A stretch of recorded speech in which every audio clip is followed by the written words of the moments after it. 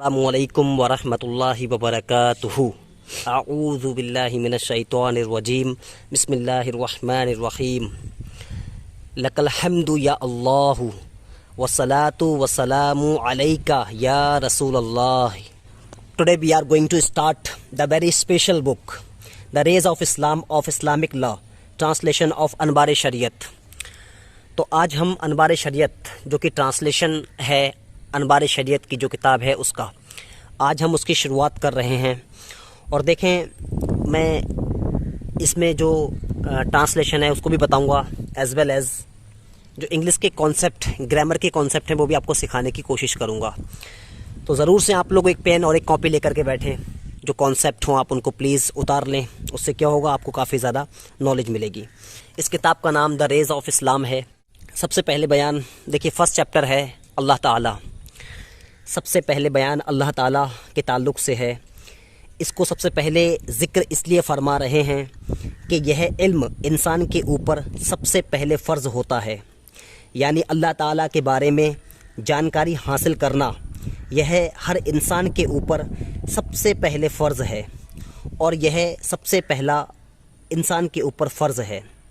उसके बाद और तमाम फ़राइज़ इंसान के ऊपर आयद होते हैं और इसी इल्म के बाद इंसान के ऊपर और इल्म को हासिल करना फ़र्ज़ होता है। तो अल्लाह ताला के बारे में मुसन्निफ़ यानी जो लेखक है, राइटर हैं, वो बहस कर रहे हैं और आप सवाल के तौर पर इस बात को बयान कर रहे हैं।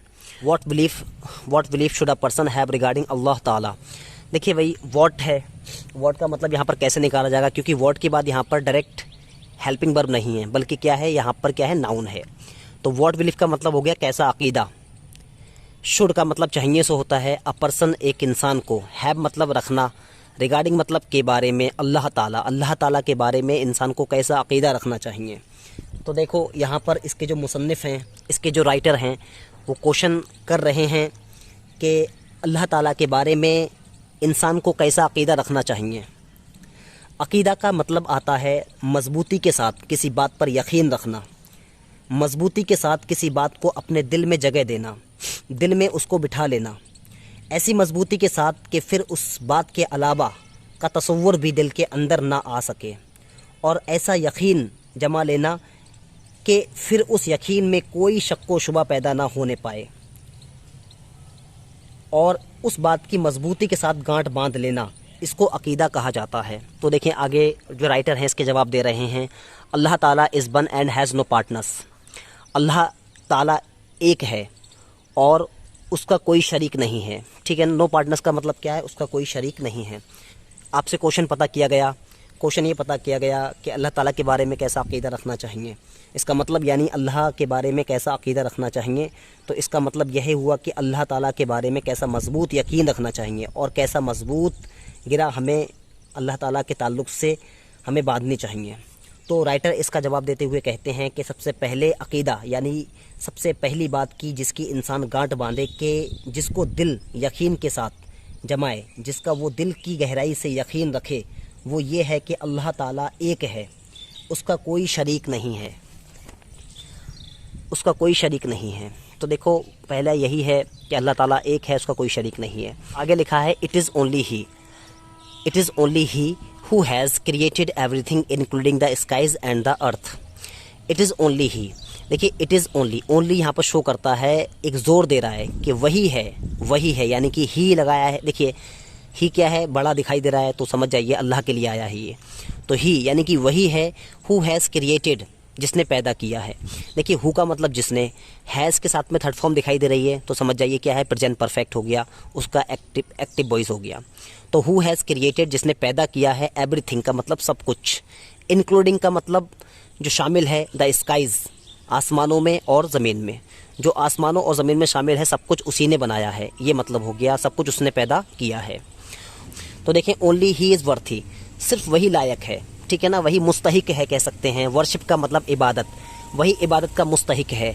एंड नो वन, देखिए नो वन लिखा है, other than him. No one का मतलब कोई नहीं, अदर देन हिम उसके सिवाय, अदर देन का मतलब होता है के सिवाय, हिम मतलब उसके, यानी कि अल्लाह के सिवाय कोई भी नहीं, हैज़ द राइट, किसी को भी अधिकार नहीं है, कोई भी मुस्तहिक नहीं है, टू बी वर्शिप्ड, पूजे जाने के, इबादत किए जाने की कोई भी मुस्तहिक नहीं है अल्लाह के सिवाय। अल्लाह के सिवा कोई भी इबादत का मुस्तहिक नहीं है। अब आगे देखें क्या लिखा है, only he provide sustenance to every being. Only मतलब वही, ओनली ही यानी कि सिर्फ वही, प्रोवाइड्स देता है, सस्टेनेंस का मतलब क्या, रोजी रोटी, टू एवरी बीइंग, हर किसी को। टू मेक समवन रिच और पुअर, ग्रांट रेस्पेक्ट और humiliation are all under his power. तो क्या कहना चाह रहे हैं राइटर इसमें? राइटर कहना चाह रहे हैं कि अमीरी, गरीबी, इज्जत, ज़िल्लत सब उसके इख्तियार में है, सब उसके इख्तियार में है। देखें, to make someone, to make का मतलब बनाना, ठीक है, टू के साथ में बी फर्स्ट है यानी कि बनाना। टू मेक बनाना, समवन किसी को भी, रिच अमीर, किसी को अमीर बनाना, और पुअर और गरीब बनाना। ग्रांट मतलब देना, रिस्पेक्ट का मतलब इज्जत, किसी को देना, इज्जत देना, और ह्यूमिलेशन का मतलब इंसल्ट यानी कि आप कह सकते हैं जिल्लत, जिल्लत देना। Are all under his power, are का मतलब हैं, ऑल मतलब सब, अंडर मतलब के इख्तियार में है, हिज पावर उसके पावर के इख्तियार में है, ठीक है, उसके इख्तियार में है। whoever he wishes he grant respect and whoever he wishes he degrades। whoever का मतलब देखिए यहाँ पर सब्जेक्ट क्या है, ही, सब्जेक्ट अल्लाह है, यहाँ पर ही है, he wishes, ही मतलब वह जिसको चाहता है, यहाँ पर क्या है, whoever का मतलब जिसको, ये ऑब्जेक्ट की तरह काम करेगा, वह जिसको चाहता है, he grant respect इज्जत देता है, and whoever और जिसको चाहता है, he wishes जिसको चाहता है, he degrades उसको जिल्लत देता है। In all his actions lies wisdom regardless of whether a servant understands it or not। He, तो देखिए यहाँ पर in all his actions, actions का मतलब होता है काम, हिज मतलब उसके यानी कि अल्लाह के सारे काम, ऑल का मतलब सब, इन मतलब में अल्लाह के सारे कामों में, लाइज मतलब रहती है, क्या रहती है, विजडम यानी कि क्या रहती है, हिकमत रहती है। रिगार्डलेस ऑफ वेदर का मतलब होता है चाहे, आ सर्वेंट कोई भी बंदा, समझे, अंडरस्टैंड चाहे समझे इसको, इट और नॉट चाहे ना समझे, लेकिन उसके हर काम में हिकमत है, ठीक है। तो यही राइटर कहना चाहते हैं कि उसका हर काम हिकमत है, यानी उसके हर काम में हिकमत है, अब बंदों के समझ में आए या ना आए। आगे देखें, he is of the highest order in excellence. तो of the highest order in excellence का मतलब होता है कमाल खूबी वाला, ठीक है ना। ही मतलब वह, तो वह कमाल खूबी वाला है, वह कमाल खूबी वाला है, यानी वो हर कमाल यानी हर तारीफ़ का लायक है।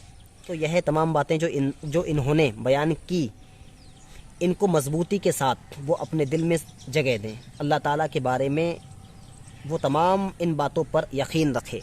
कुछ बातें अल्लाह ताला के ज़ात से उनको ना मानना यह फ़र्ज़ होता है, जैसे आगे दे रखा है, he is free from falsehood, delusion, dishonesty, oppression, ignorance and from all other defects, ठीक है ना। तो ही इज़ फ्री, वो पाक है, ही मतलब वह, इज़ मतलब है, फ्री मतलब पाक, वह पाक है, वह पाक है।